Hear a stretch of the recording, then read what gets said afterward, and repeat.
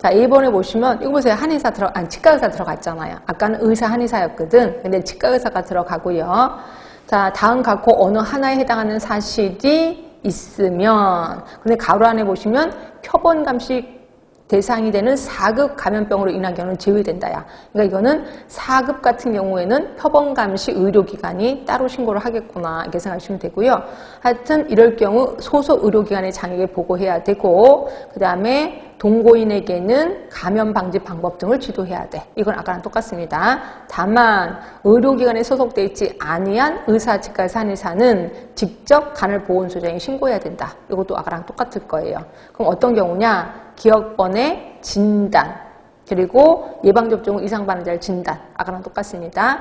디귿번에 보시면 여기로 쭉 가시면 사망, 결국 진단했거나 사망했을 경우 신고하게끔 돼 있다. 자, B번입니다. 자, 감염병 병원체 확인기관의 소속 직원은 실험실 검사를 통해서 발견했어, 환자를. 그러면 확인기관의 장에게 보고해야 돼. 이것도 아까 똑같습니다. 자, 10번에 보시면 이렇게 보고를 받은 의료기관의 장, 감염병 병원체 확인기관의 장은, 자, 이거 좀 달라졌네. 1급은 즉시, 그리고 2급, 3급은 24시간 이내, 4급은 7일 이내에 장간 또는 간헐 보건소장에 신고해야 된다. 이런 것들은 당연히 시험에 나오겠구나, 나중에라도. 하여튼 1급은 즉시, 2, 3급은 24시간, 4급은 7일 이내에 신고해야 된다. 자, D번입니다. 육해 공군 국방부 직관부대에 소속된 군의관이요. 아까 군의관 있었었지? 자, 이것도 역시 4급은 제외입니다. 그러니까 표본 감시 감염병은 제외되는구나. 자, 있으면 소속부대 장에게 보고해야 되고, 보고를 받은 소속부대 장은 1급은 즉시, 자, 2급, 3급은 24시간. 똑같습니다. 아까 위랑 똑같은 거예요. 보건소장에 신고해야 된다. 자, 2번입니다. 감염병 표본 감시 기간은 표본 감시 대상이 되는 4급 감염병으로 인해서 이제 진단했거나 사망했을 때, 이럴 때겠지. 하여튼 이러한 사실이 있으면 장관이나 보건소장에 신고해야 된다. 그래서 우리 아까 책에서 배웠던 거랑 좀 많이 달라졌구나 기억하시면 될 것 같고요. 그러니까 이런 거는 지금 외우시는 게 제일 좋아. 나중에 시간 내서 외우자. 왜냐면 만약에 문제에 나올까봐. 그러니까 1급은 즉시예요. 즉시. 그리고 2급하고 3급은 24시간 이내. 그 다음에 4급, 표본 감시 감염병이지, 얘는 7일 이내라고 보시면 되고, 요 4급 같은 경우는 표본 감시 의료기관만 신고를 하게끔 되어 있구나라고 보시면 될 것 같고요. 네, 그렇게 해서 좀 지금 정리를 해두시는 게 좋고요. 자, 그러면 그 밖에 신고무자도 있습니다. 1급부터 3급까지 감염병에 해당하는 감염병 중 보건복지부령으로 정하는 감염병, 그러는데 그 밑에 시행규칙을 거기다 써놨는데 이건 지금 겁니다. 그러니까 나중에 이제 법이 개정이 되면서 2020년 1월 1일이 되면서 여기 이제 바뀔 겁니다. 시행규칙이 새로 나올 건데 아직까지는 이거 그대로 해서 그냥 거기다 써놨습니다. 그러니까 이거는 그냥 넘어가도록 하겠습니다. 자, 그 다음에 나머지는 거의 똑같아요. 14조 인수공동 감염병의 통보도 그대로 똑같고요. 그 다음에 15조의 감염병 환자의 파악 관리, 이것도 역시 보건소장이 명부 작성한다 그랬잖아요. 예, 그거 얘기하는 겁니다. 명부 몇 년 동안 보관한다 그랬더라? 그렇지, 3년 동안 보관한 거. 이거 똑같습니다. 그다음 16조에 보시면 표본 감시 감염병. 그래서 표본 감시 감염병은 다음과 같다라고 돼 있는데 시행규칙에 3군 이렇게 돼 있는데 이거는 이제 지금 거. 나중에 그때 되면 또 바뀔 겁니다. 하여튼 이걸 얘기하는 거고, 역학조사도 똑같습니다. 질병관리본부장, 시도조사, 시군구청장이 역학조사하는 거. 그런데 박스 안에 잠깐 보세요. 시행령 12조인데 역학조사의 내용이 있습니다. 역학조사할 때 그 내용이요. 봤더니 1번 감염병 환자 등 인적사항. 아, 이거 조사하네. 두 번째 보시면 감염병 환자의 발병일, 발병 장소.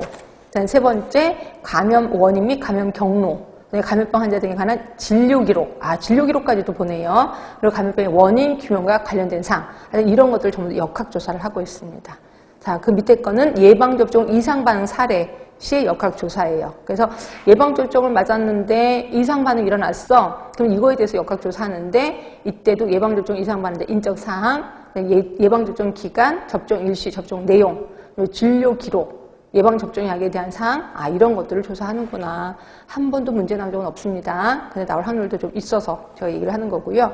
그 다음에 이제 건강진단은 아까 책으로 다 했고 다 똑같아요. 그래서 그 뒤에 것도 다 똑같으니까 책으로 했던 거니까 그냥 이렇게 해서 유인물을 끝내겠습니다. 다시 이제 책으로 오세요.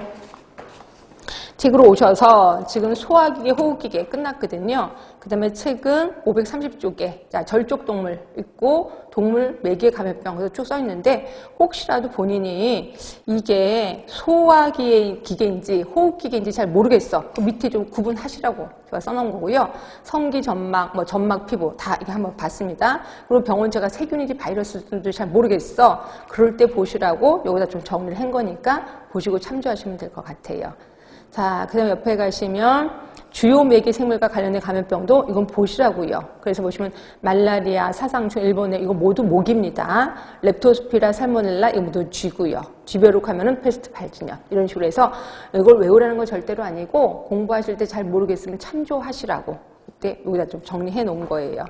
자, 체크포인트 잠깐만 보겠습니다. 감염성 질환의 관리, 간호를 보시면 크게 우리 알고 있는 것처럼 1차 예방, 2차 예방, 3차 예방으로 나눈 거 아실 거예요. 자, 1차 예방은 자 보시면 건강인의 건강을 보호하고 증진하는 것이 목표가 된다. 그래서 봤더니 보건교육 하고 있습니다. 자, 그리고 네 번째 보시면 환경관리. 면역학, 이런 것도 1차 예방이구나. 우리가 알고 있는 겁니다. 2차 예방은 선별검사. 선별검사가 뭔지는 아시죠? 집단검진을 얘기하는 거지. 그래서 그러니까 집단검진은 선별검사라고 하는데 왜 선별이냐면 혈압이 높다, 낮다를 선별하는 거예요. 그러니까 지금 고혈압 환자다, 아니다가 선별하는 게 아니라 이 사람 혈압이 높다, 낮다. 당뇨가 혈당이 높다 낮다 이런 거를 선별하는 거죠. 결국 선별검사에서 혈압이 높은 것으로 나타났어. 그러면 당연히 2차 검진을 받아야 돼. 정밀 검진을 받아서 확진을 해야 된다는 거죠. 그래서 우리는 집단 검진을 선별검사, 그러니까 선별검사를 집단에게 접목을 시켰어. 그럼 이걸 집단검진이라고 하는 거예요. 그래서 우리가 알고 있는 집단검진은 선별검사지 확진검사는 아니구나 이렇게 생각하시면 될 것 같고요.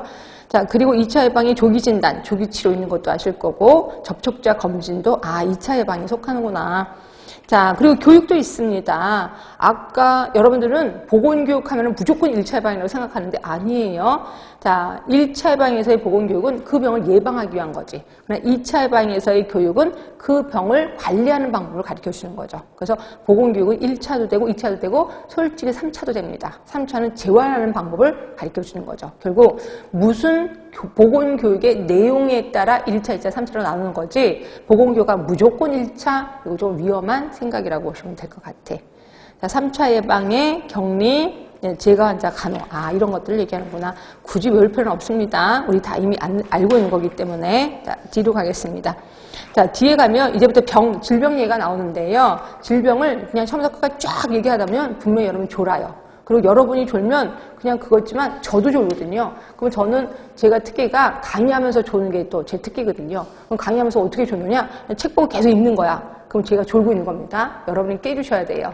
그래서 이걸 쭉 하다 보면 다 졸기 때문에 제가 하루에 5개씩 하겠습니다. 질병은 5개씩 하고 그 다음에 또 진도 나가고 다음 주에 또 5개 하고 또 진도 나가고 이런 식으로 하겠습니다. 자, 그래서 맨 처음에 이제 공수병 들어갑니다. 공수병, 그 다음에 결핵, 그 다음이 자 뒤로 가시면 결핵이 있고 디프테리아, 그 다음에 렙토스피라, 말라리아 이렇게 하는데 이 중에서 기출문제로는 말라리아 나왔습니다. 렙토스피라도 나왔습니다. 그리고 당연히 결핵 나왔겠죠. 그죠? 그리고 공수병은 안 나왔습니다. 하여튼 자, 아까 공수병 얘기했죠? 공수병은 바이러스입니다. 근데 이 바이러스가 우리 몸에 신경을 타고 올라가서 뇌에서 증폭이 된다. 그러면서 100% 죽는 게 공수병이다라고 표현했고요. 그래서 미친 개를 만나면 뇌랑 가장 먼 곳을 줘라. 이렇게 또 표현했었을 겁니다. 하여튼 요거 쭉 읽어볼게요. 자, 질병 분포는 그렇고 병원체 보세요. 자, 공수병 바이러스야. 얘는 탄환 모양의 향신경성 바이러스야. 그래서 신경을 타고 올라간다는 거죠. 그래서 얘는 뇌조직 내에서 증식하며 치명적인 뇌촉수염을 일으킨다는 거죠.